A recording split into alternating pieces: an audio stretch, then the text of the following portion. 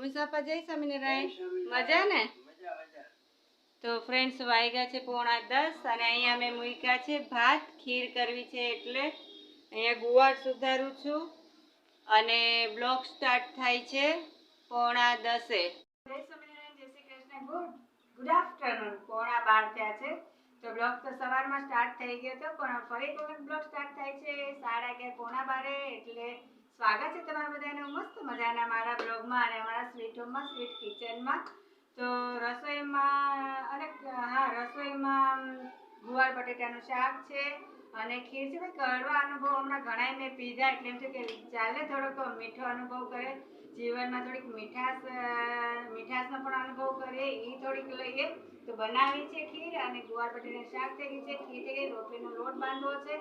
તો ભાઈ આજે તમને બધાને ઇન્વાઇટ છે મસ્ત મજાની મીઠાશ લેવા આવી જાજો ખીર ખાવા અને તૈયારી થઈ જાજો આજે તમે બધાને આવું છે મારી સાથે બહુ તો હું નહીં બતાવી શકું જે નોકરી પૂછ્યા આગળ ન કાંઈ બતાવે પૂછવું પડે પણ જસ્ટ આમ થોડુંક બતાવીશ કે આવી રીતનું છે આ ટાઈપનું છે આ રસ્તેથી હું જાઉં છું આ સ્ટોલ છે એ બધું હું તમને બતાવીશ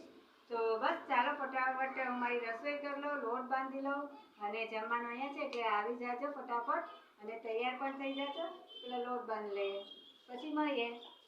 તો અહીંયા મસ્ત મજાનું ચટાકેદાર ગુવાર બટેટાનું શાક તૈયાર થઈ ગયું છે અને અહીંયા સરસ મજાની મારી ખીરઈ થઈ ગઈ છે તો બસ જીવનમાં મીઠાશ પણ એટલી જ જરૂરી છે તો આવી જાજો બધા ખીર ખાવા જાવે ઉમેશપ્પા તૈયાર થઈને ઠીક આ શર્ટ તમને લાગે મસ્ત કલર બહુ મસ્ત લાગે છે વ્હાઈટ તો બહુ પહેર્યા કા અત્યારે તો એ જ પહેર્યા આ કલર સારું લાગે છે દવા પી ગયા છે ને તમારી બીપીની બસ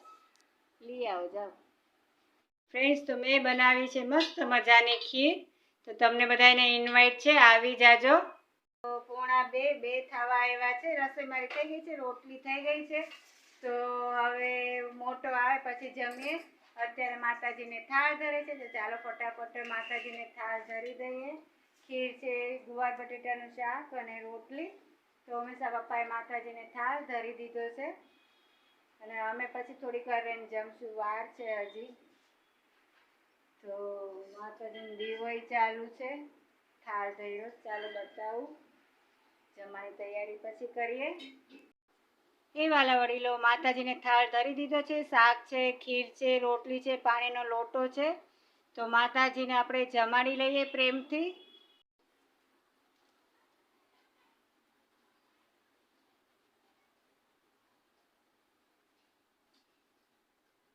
બેઠા છે મીંદડાનું ધ્યાન રાખવા અને ઉઈ ગયા છે મીંદડું આવીને સપાચટ કરી જાય તોય ખબર નહીં પડે હેલો ગાઈસ તો મસ્ત મજાનું જમી છે જમવા મજા આવીને તો વાગ્યા છે 3 અને આપણો ટાઈમ થઈ ગયો છે ચાલો આવો છે ને મારી સાથે થઈ જાવ તો તૈયાર ફટાફટ થોડું ઘણું તમને બતાવું ચાલો હુતા કે જાગો જાગો ને જય સ્વામિનારાયણ હાલો હું જાઉં અને બધાને લઈ પણ જાઉં ફ્રેન્ડ્સ અહીંયા બાપા સીતારામનું મંદિર છે આપણે પગે લાગી લઈએ કારણ કે હું જાતા આવતા રોજ પગે લાગું છું સીધું હાઈલું જ જવાનું છે આ એવો સ્માર્ટ લખેલું છે નવો મોલ છે આમ સામે પછી આગળ દેખાડું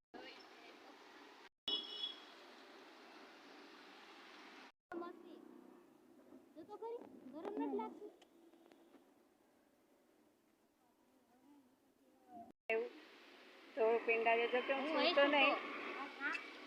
ફ્રેન્ડ્સ અહીંયા તો હું બેઠી છું હજી તો વાર છે કસ્ટમર આવવાને બેઠી છું બાય હા મારા વડીલો જય સ્વામિનારાયણ જય શ્રી કૃષ્ણ તો વાગ્યા છે 11:30 થાય છે અને મસ્ત મજાનું જમી લીધું છે રસોઈમાં કરી હતી ગાંઠિયાનું શાક ને ભાખરી મસ્ત મજાની ઠંડી છાશ અને કાંદા તો મારો આજનો બ્લોગ અહીંયા પૂરો કરું છું કાલે પાછા મળશું ના બ્લોગ સાથે નવી વાતો સાથે નવી સવાર સાથે ત્યાં સુધી તમને બધા જય સ્વામિનારાયણ રાધે કૃષ્ણ તમારા તબિયતનું ધ્યાન રાખજો